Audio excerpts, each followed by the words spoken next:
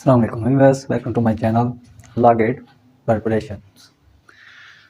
CPC Civil of Code of Civil Procedure section transfer of cases. ठीक है जी, आज हम डिस्कस करेंगे केस ट्रांसफर के बारे में। कौन कर सकता है, कहाँ पर एप्लीकेशन मूव हो सकती है, उनकी पावर क्या है और कहाँ पर बार है। तो चलते हैं व्हाइट बोर्ड की तरफ। CPC section 22 power to transfer suits which is maybe institute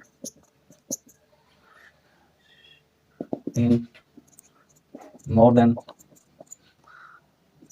one court।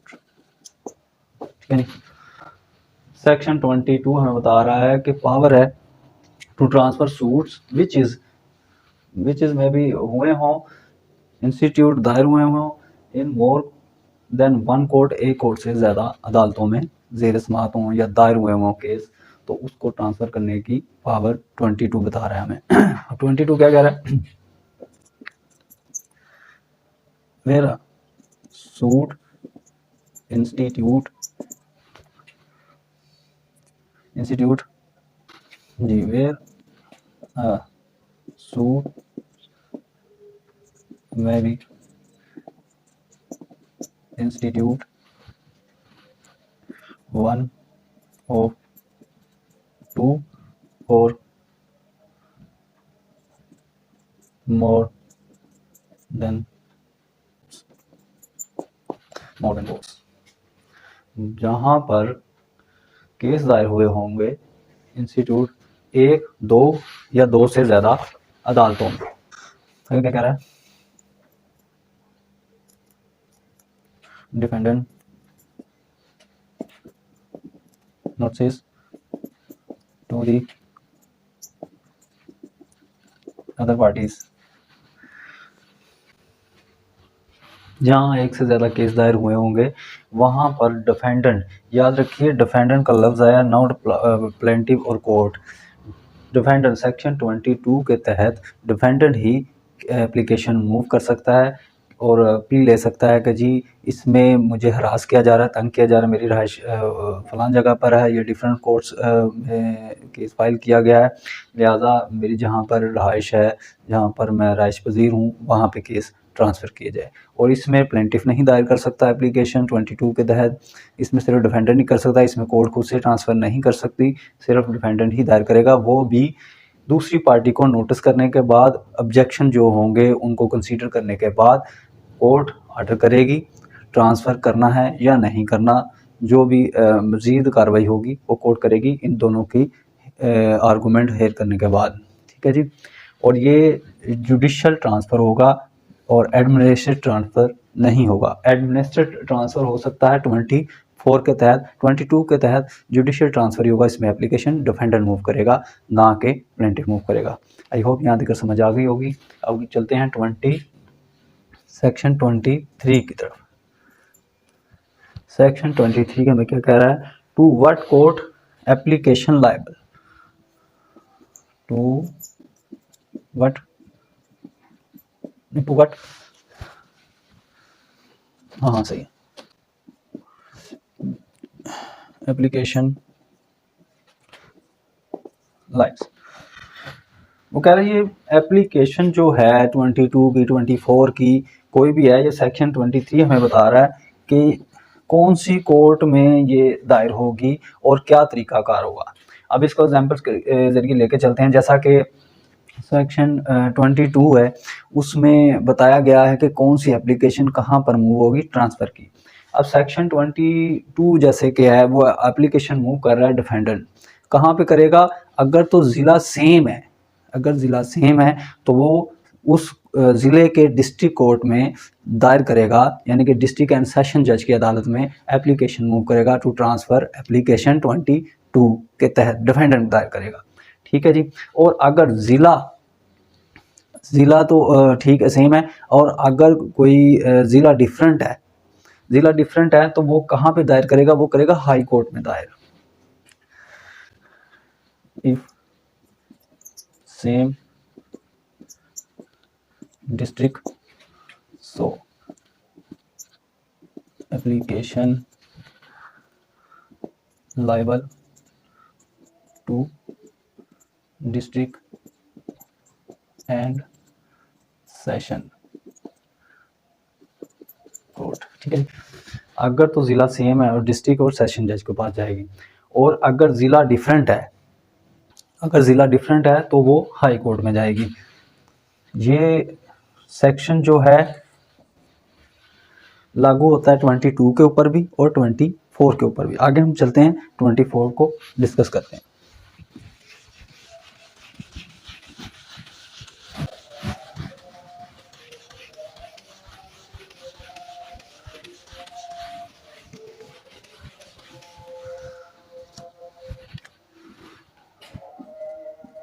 Section 24 section 24 कह रहा है जी, जनरल पावर टू ट्रांसफर और ट्रांसफर सूट, ट्रांसफर सूट्स और विड्रॉवल।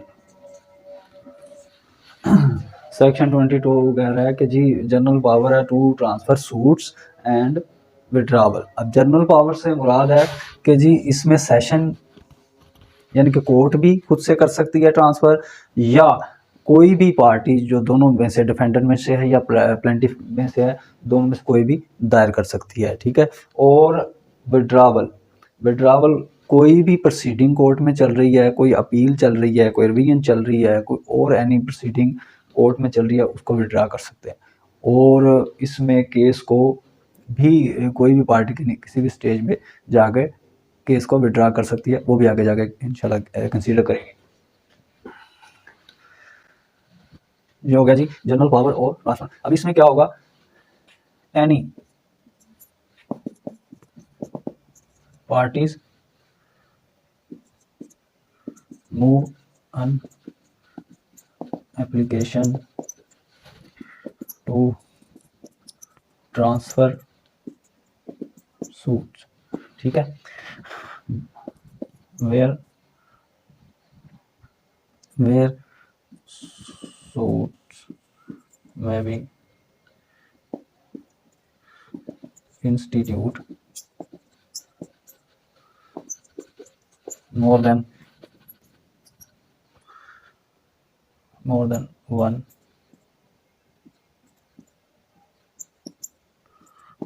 कोर्ट्स। कंडीशन यही है जी कि अगर एक से ज़्यादा केस चल रहे हैं तो कोई भी पार्टी मूव कर सकती है, या कोई किसी को जज पे एतमाद नहीं है या कोई और रीज़न है, जैसे कोई रिलेटिव है किसी पार्टी का जज, तो उसके बुनियाद पे भी हम केस को ट्रांसफ़र कर सकते हैं। और सेक्शन 24 के तहत ही हम बीच में प्ली ले सकते हैं कि री ट्रायल किया जाए। मतलब हमें वो जज जो है किसी दूसरी पार्टी का रिलेटिव है, तो हमें कोई भी इसमें ना इस पे ट्रायल जो चल चुका है उस पर एतमाद नहीं है, तो लिहाजा री ट्रायल किया जाए। सेक्शन 24 के तहत हम ये भी एप्लीकेशन मूव कर सकते हैं। और ये लाइबल कैसे होगी, सेक्शन मैंने जैसे कि जिक्र किया जाए सेक्शन 23 ऑफ सीपीसी इस पर भी लागू होगा।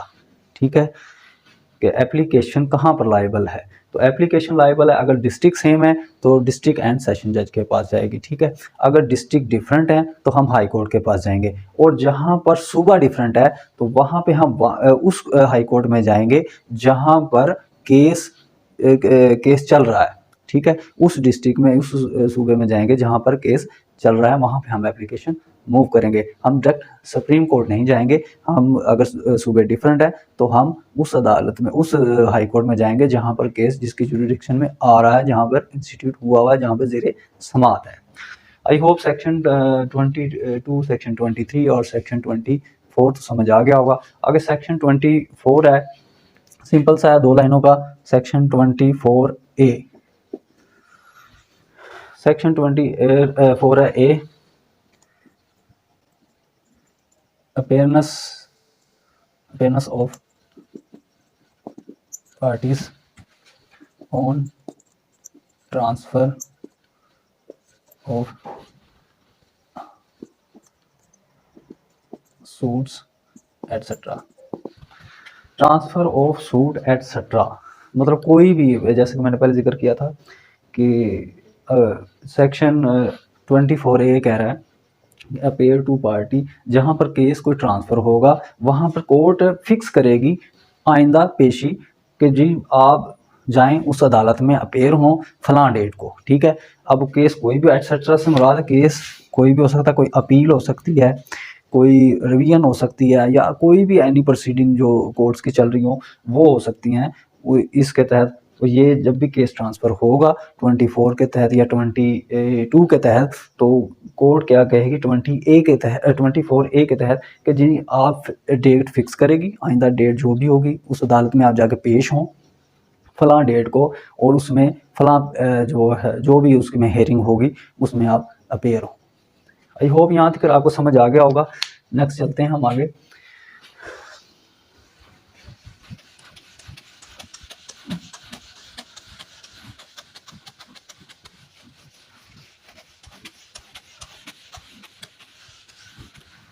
इसके बाद जब हम केस ट्रांसफ़र करते हैं तो सेक्शन हमारे पास आता है 150 of CPC, section 150 of CPC।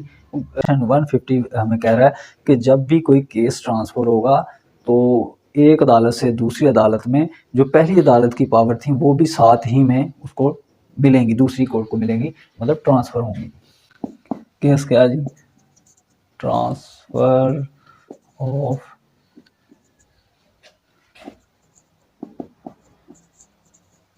Business transfer of business.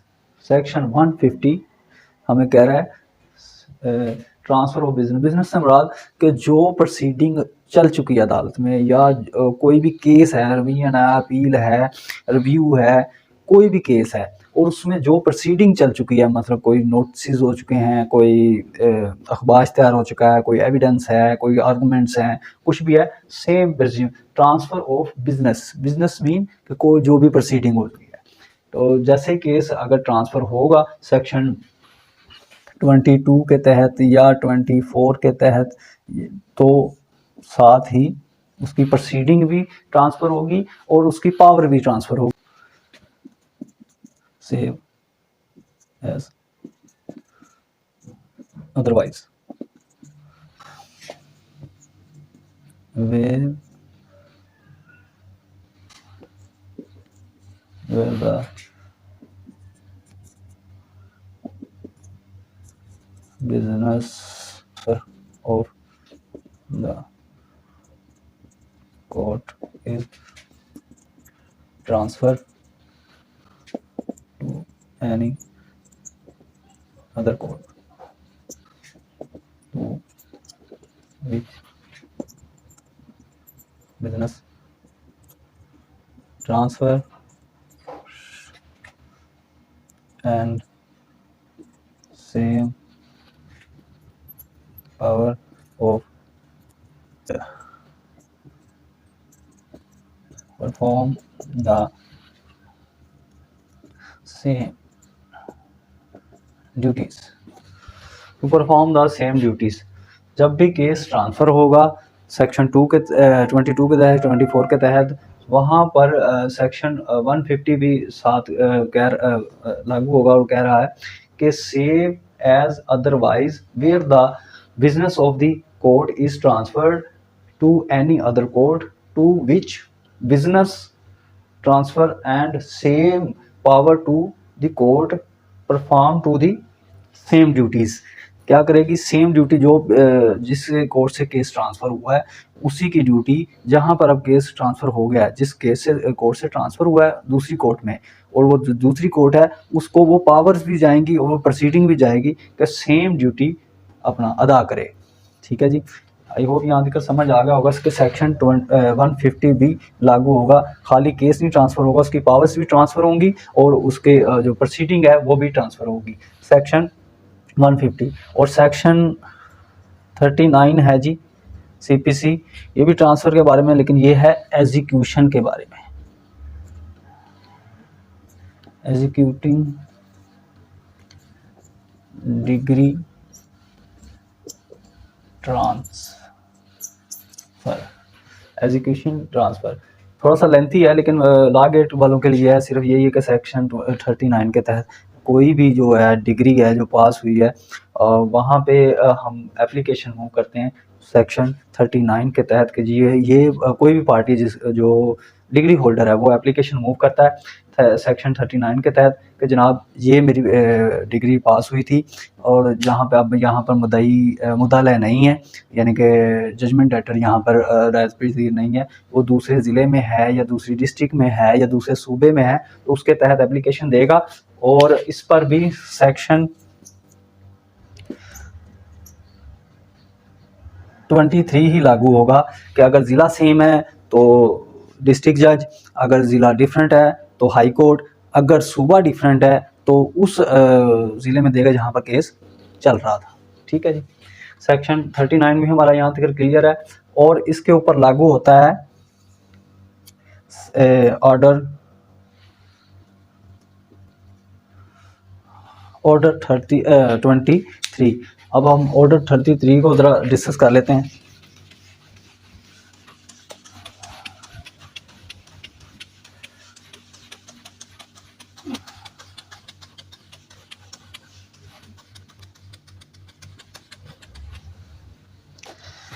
Ji, order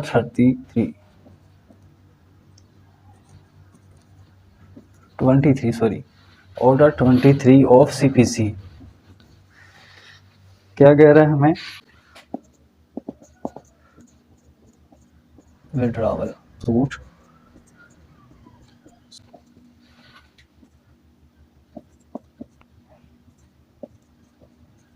meant of claim. ठीक है जी सर। सेक्शन ऑर्डर 23 ये भी साथ ही लागू होता है 24 के, इसके तहत प्लेंटिफ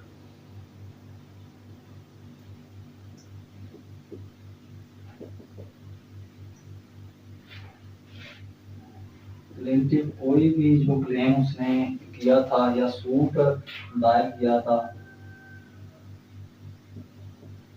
एनी सूट इंस्टीट्यूट और एनी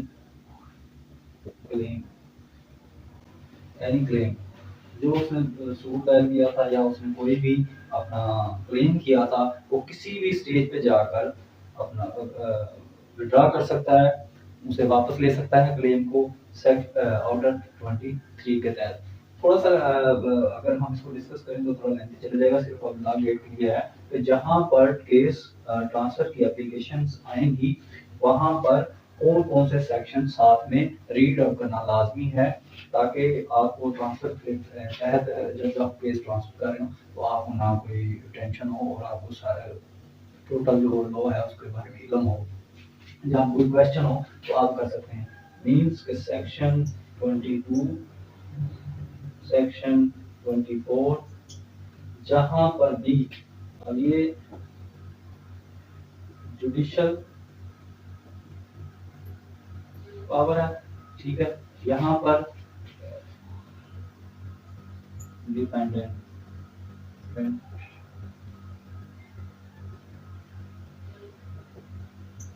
एप्लीकेशन मूव कर सकता है। और ये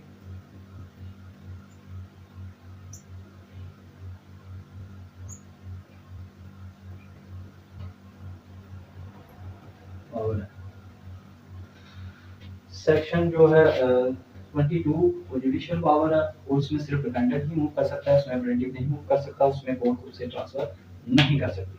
और सेक्शन 24 जो है वो एडमिनिस्ट्रेटिव पावर है, उसमें कोई भी डिफेंड पार्टी जो दोनों तरफ से डिफेंडेंट है या प्लेंटिफ है कोई भी मूव कर सकता है या कोर्ट खुद से कर सकती है किन सूरतों में, जब एक से ज़्यादा अदालतों में केस चल रहा हो या किसी पार्टी का रिलेटिव कोई जज है या कोई किसी से बदगुमान है या किसी पे ट्रस्ट नहीं है जज पे, तो वो डिस्ट्रिक्ट जज जो अगर ज़िले सेम है तो डिस्ट्रिक्ट जज में, अगर डिस्ट्रिक्ट ज़िले जो डिफरेंट हैं तो हाई कोर्ट में, और अगर सूबे डिफरेंट हैं तो उस हाई कोर्ट में जहाँ पर केस ऑलरेडी चल रहा है, इंस्टीट्यूट हुआ है, वहाँ पे तो दायर होंगे। और वो जब ये केस दायर होंगे इन एप्लीकेशन के तहत, तो इनके ऊपर लागू होगी सेक्शन 39, फिर सेक्शन 150, फिर जनाब आता है ऑर्डर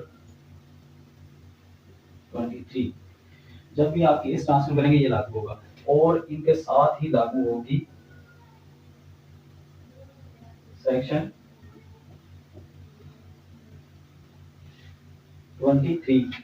तो सेक्शन 23 हमें प्रोसीडिंग बताएगी कि जनाब आप इस तरह से आप कोई भी एप्लीकेशन आप मूव कर सकते हैं, कहाँ पे कर सकते हैं और कौन कर सकता है, ठीक है, किसकी पावर है किसकी पावर नहीं, और सेक्शन 23 हमें गाइड करता है। आई होप ट्रांसफर क्लास जो है आपको बेहतर समझ आई होगी। अगर गलती बताई हो तो माफ कीजिएगा, और अगर वीडियो अच्छी लगे तो लाइक कीजिए, सब्सक्राइब कीजिए।